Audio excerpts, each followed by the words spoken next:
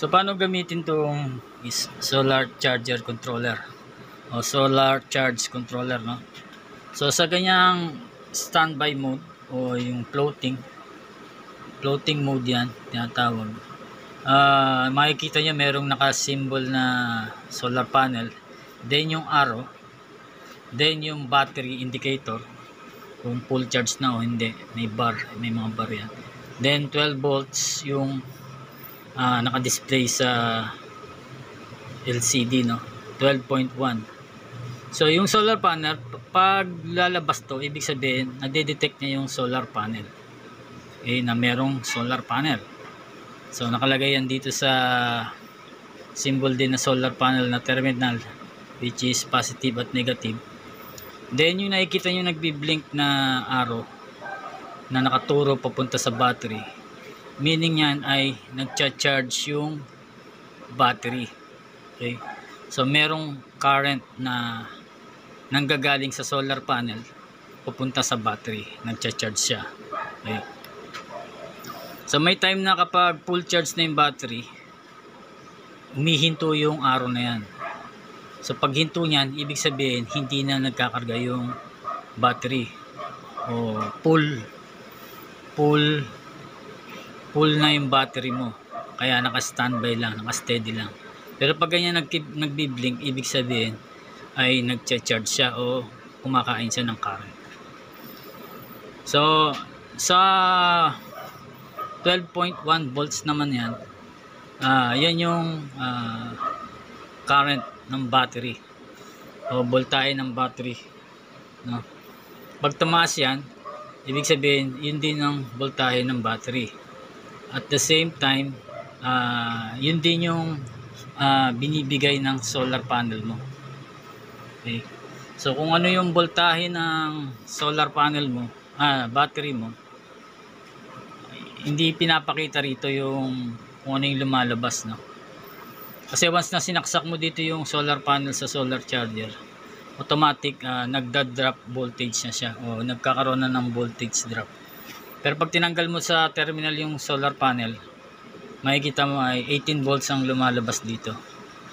So ang sistema ng solar charger ay pababain yung voltahe na akma para sa battery mo. So okay, so ito yung tinatawag na na floating, no? So pag pinindot mo tong isang button ito dito sa una na may symbol na yan, menu, ang unang lalabas dyan is ito yung 14.1 volts. Yan yung sinasabing voltaheng gusto mong ipasok sa battery, maximum voltage yun. Kasi kapag naka-default to ay 14.4 ang default nito, ginawa ko lang is 14.1 kasi nga baka masyado ma-overdose yung battery, ay madaling masisira rin kapag overcharge o over voltage yung pinapasok mo sa voltahe niya. Then yung kasunod, so 12.6 volts, yan naman yung reconnect.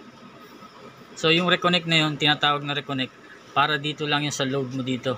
Ayan, yung load dito, no? Pag bumaba yung voltahe ng battery, siyempre magdi-disconnect. Then para ma-reconnect siya sa charging, para yun. So ito yung tinatawag na reconnect. Kapag nag-lowbat yung battery mo, so i-charge niya. Then para ma-connect ulit dito sa load mo, ay kailangan umabot siya ng 12.6 para mag-reconnect ulit dito. Ngayon yung sumunod dyan ay disconnect naman, yung 10.7 na yan. Ibig sabihin kapag umabot dyan o bumaba na dyan sa 10.7 na voltahe, itong load mo rito ay kusang mamamatay. Okay, so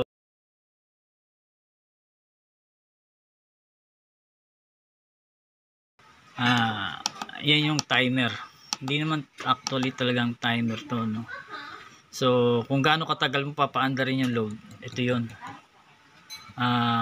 Kung naka 24 siya, naka default yan, ibig sabihin anytime pwede mo mapaandar to. Pipindutin mo lang to. itong switch button para sa load. So pindutin natin. So mandar na yan.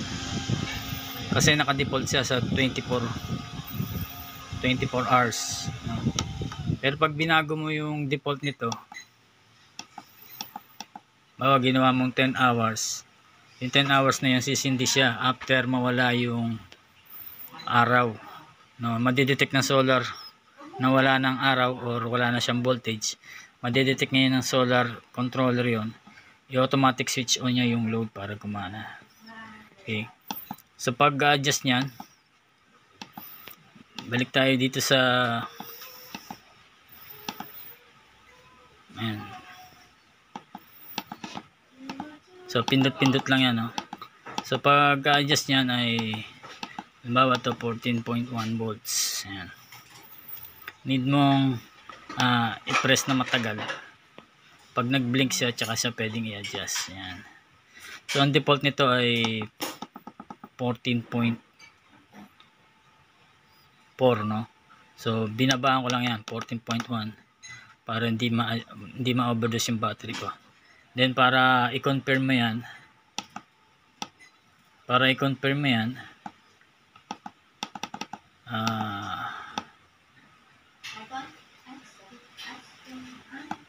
ayan, diba? Adjust mo yan, no? So para may confirm yan, i-long press mo rin. Okay. So yan. Then kasunod, kung gusto mo ng 12.5 kunwari, long press ulit. So basta long press lang. Ayan, long press, gawin natin 12.5. So 12.5 kunwari. Long press ulit para ma-confirm. Okay. Then so dito sa 24 hours, kunwari ay 24 hours yan, gusto mo baguhin, so long press lang, then adjust ka na. Yan. Yan. So ganun lang yung paggamit ng SCC solar charger controller, no? So floating yan. So nababawasan yung voltahe, no? Kasi nga gumagamit ako ng electric fan. So yun lang. So don't forget to subscribe, click the notification bell para updated ka sa mga video ko pang darating. Thank you.